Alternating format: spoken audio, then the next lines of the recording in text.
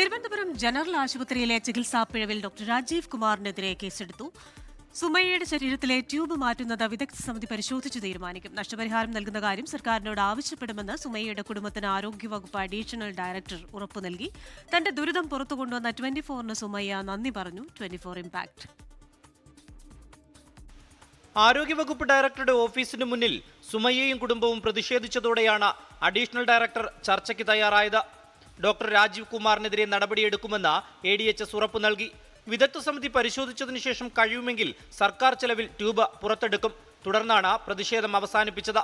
വിദഗ്ധ സമിതി ഇനി തിരിച്ചെടുക്കാൻ സാധിക്കുമെങ്കിൽ അതിനുള്ള ഒരു ചെയ്യാം. നമ്മൾ പറഞ്ഞെന്ന് പറഞ്ഞാൽ ഇനിയിപ്പം ഇവിടെ കേരളത്തിലല്ല, ഇനി പുറത്തായിരുന്നാൽ പോലും ഇതെടുക്കുന്നുള്ള എല്ലാ ബാധ്യതയും എല്ലാ സാമ്പത്തികവും ഏറ്റെടുക്കേണ്ടത് സർക്കാരും ആരോഗ്യവകുപ്പാണെന്ന് പറഞ്ഞിട്ടുണ്ട്.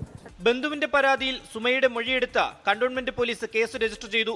IPC 336, 338 വകുപ്പുകൾ ചുമത്തി. സുമയുടെ ശരീരത്തിൽ വയർ കുടുങ്ങിയത് ഡോക്ടറുടെ അലക്ഷ്യമായ പ്രവൃത്തിയാണെന്നാണ് FIR-ൽ പറയുന്നത്. തനിക്ക് നീതി ലഭിക്കുമെന്നുറപ്പെന്നും വാർത്ത പുറത്തു കൊണ്ടുവന്ന 24-ന് നന്ദിയെന്നും സുമയ്യ.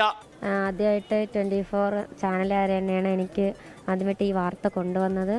അതിലെനിക്ക് സന്തോഷമുണ്ട്.